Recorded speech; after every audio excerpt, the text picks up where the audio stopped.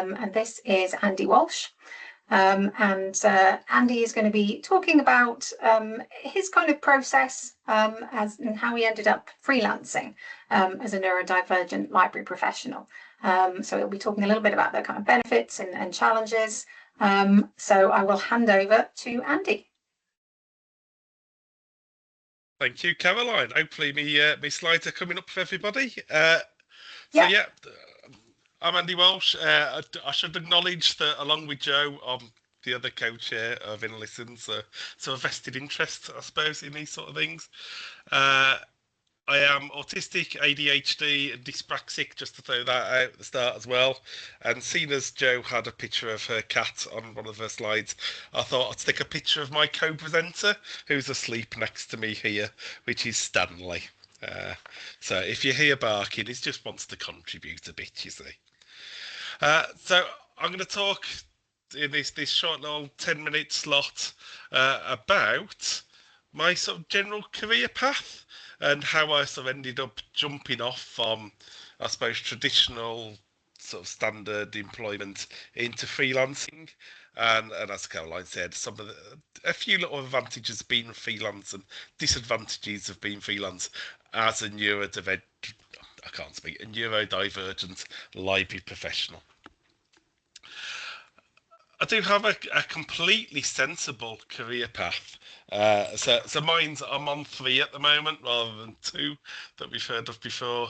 So I started off as my first graduate post rather than little jobs before that was in supply chain management in manufacturing companies, mainly joinery companies and a big bed and furniture manufacturer as well, doing everything from planning raw materials into a factory, planning production through a factory, planning deliveries out to end customers, so anything to do with like moving stuff in and out and through factories at all.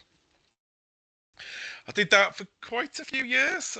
I'll have been maybe 8 or 9 years to guess, across various roles, and it got to a stage where it was I was in quite a toxic work environment, especially for somebody that's neurodivergent. Again, lots of bullying going on. I used to dread getting out of bed on a morning and going to work. But once I did, I was doing 50 to 60-hour weeks, trying to keep on top of stuff and trying to do what was expected of us, and it just got too much. So I did a really obvious jump from supply chain management jobs in manufacturing companies to working in libraries instead. You know, just completely sensible from one to the other, and I gained some work experience for a year working in an academic library, and then did my library masters, and I quit my manufacturing job the day before I had an interview for my year's worth of work experience working in libraries. So I didn't even have that job lined up. It was in advance of getting an interview, which fits in some of the national stats about employment. I saw some of the stuff in the chat about employment figures, and they say that ADHD people are way more likely to quit a job on the spot and walk out. So that fitted in with me there. So I then spent how long now? About probably a good 20 years working in academic libraries in an assortment of different roles, but largely around subject librarian, liaison type work, and then academic librarians, so being in charge of sort of subject librarian type people within academic libraries, which was really enjoyable.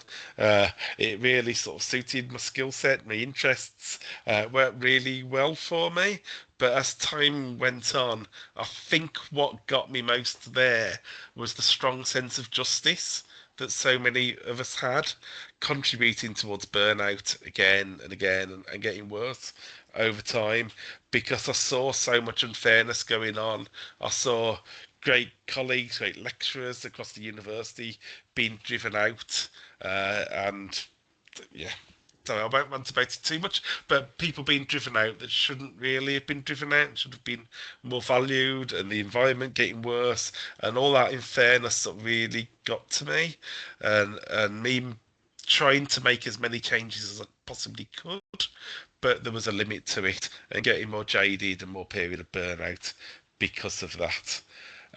So a few years ago, I decided it was probably time for me to leave that, and on to my third career, which is the focus today, which is freelance work.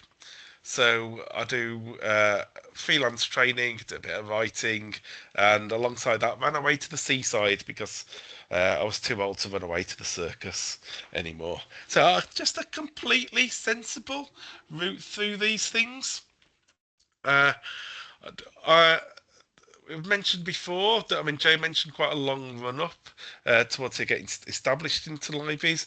I took quite a large run up towards working in freelancing, and I think that's quite important, linked to the previous lightning talk recording we heard about networking, because I am really bad at networking. I'm really bad at self-promotion. I find it really, really difficult. So my route into it was to spend a long time building up a reputation, building up wider networks where people would pay me to do stuff afterwards. So I've written books and written loads of books and journal articles, which has got my name out there. Talked at lots of events and conferences and and other networking type events. Spent a lot of time in Twitter back in the day, and the social media environment is quite the same anymore. Won awards for this, that, and t'other as well. That slowly built up my reputation, and then alongside that, did occasional paid workshops while I was still in traditional employment as well. So I knew I could do them. I knew they could run, and the people would pay me to do this sort of thing. And then even then, I didn't quit my sort of full-time work all in one go. I transitioned to a sort of more sort of lower paid, lower pressured traditional job, more of an admin type job, first of all. So I had a stable income for a little while alongside doing some more freelance work, and slowly built it up. So then we've got some advantages and disadvantages of doing it. So it has taken me a little while to get there. Some of the advantages are just lovely as a neurodivergent worker. I don't have to go into an office every day or 3 days out of 5 a week and put on that mask. That constantly tiring, cognitive tiring masking that we have to do each day when we're in a shared office and going in management meetings and team meetings and all sorts all day, every day. Uh, yeah, all that just drops away, which means I'm less tired each day. I also have time for the ADHD side of me, chasing that dopamine, chasing the interests I've got, things that are distractions or with different focuses, uh, because I fancy doing them at the time, because I might find them fun or interesting or happen to be fascinated with them at the time. I'm slowly coming out of my worst period of burnout after working, which has taken years, but getting back into writing more again, which is lovely to do because there's no pressure on it anymore. And doing projects in groups like NLISN and the Playful Learning Association I'm associated with as well. I can do those sort of things rather than being shattered at the end of each day and really struggling to fit them in. Uh, Also feels like I can do the things that I think make a difference these days, rather than the things that my employees are happy me doing, and that really speaks to my sense of social justice, which I have struggled with in the workplace in the past. It also means I don't have to live down the road from where I work because I work wherever I fancy. So I live somewhere cheap, so I don't need to earn as much money. A few minutes away from the North Yorkshire Moors, a few minutes away from Saltburn by the Sea, lovely coastal resort. Rather than worrying about how long do I have to spend in a car or on a train to get to a library each day. and I've been able to spend time to recover from burnout. I've just slapped in a new motto there because I was watching Harry Hill's new Podscarf, and his motto there is sustained low-level disruption. Just to link with a disruptive thing that was mentioned in someone's talk before, and it's lovely to be able to have that sustained low-level disruption as a core part of my job these days. Then we've got some disadvantages. Disadvantages is often related to that networking and putting myself out there. So it's horrible chasing work. It's horrible negotiating money type stuff as well. Because it's not where my skill set lies. It's much easier just to get a paycheck each month and not worry about it. I also get really freaked out by official procedures like tax and jumping through the hoops for new supplier setup organisations and doing those formal things and really stressing about doing them wrong, so they get left. And there's a certain amount of ADHD tax associated with that as well. So I almost always pay a late fee for submitting my tax details late. Uh, I definitely pay an ADHD tax for chasing interesting things over reliable work, or buying things to use in physical workshops because I fancy trying them and fancy doing something new rather than being the standard thing. And it's also much more isolating, uh, is this solo freelancing work than working in a standard workplace. So that's my really quick run through of my career path for freelance advantages and disadvantages. And I'd better stop because that's over 10 minutes now.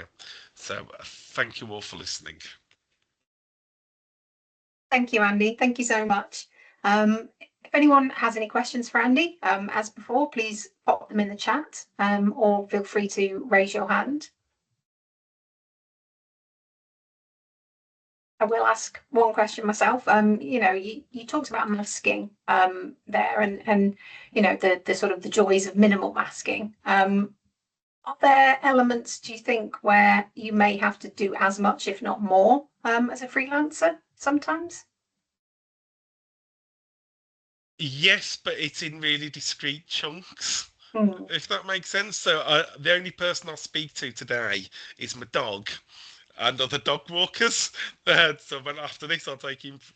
I won't say the word because he'll perk up. So I don't have to do any masking at all today. I've got a workshop for somebody else later this week, so I have to do masking while I'm running that workshop. When I'm trying to deal with the invoicing and the negotiating and stuff around it, but it's such discrete little chunks. It's much easier to handle. Thank you. We've got a question from Joe about, can you tell us any more about marketing yourself as a neurodivergent person, or any tips? Joe, my probably thing is the big thing is not like me. I'm really bad at it. So I've tried to do it over a long period, which I think is what I said before. So rather than you see lots of neurotypical things, uh, I hate LinkedIn. Lots of people do loads of stuff on LinkedIn and it's really self-promoting, and I just find it a hyper-capitalist hellscape. It's just awful. I just can't do that marketing of myself. I would hate myself for doing any of it. So I do little bits at long term and trying to build up that longer term idea that I'm someone worth booking for a workshop or worth talking about on X, Y, or Z. Uh, Probably alongside that is helping out on things like groups as well. So I do NLISN and the Playful Learning Association at the moment, but I've done other groups in the past as well. And you can do a certain amount of marketing of yourself because your name's on stuff because of that. And you're talking about stuff because it's for the group. So it's a bit easier to do that than to think, shit, I'm trying to big myself up and I don't want to big myself up about stuff. Uh, so that sort of puts it at arm's length a little bit more. Right, and I'm glad that Charlotte likes my hyper-capitalist hellscape because it is. Yes, I think a lot of us find that it's very insincere in a way that we're not not necessarily very good at being. You know, we tend to be ourselves, possibly a little bit too much, as some people might say. Completely. Well, thank you so much, Andy. I really appreciate it.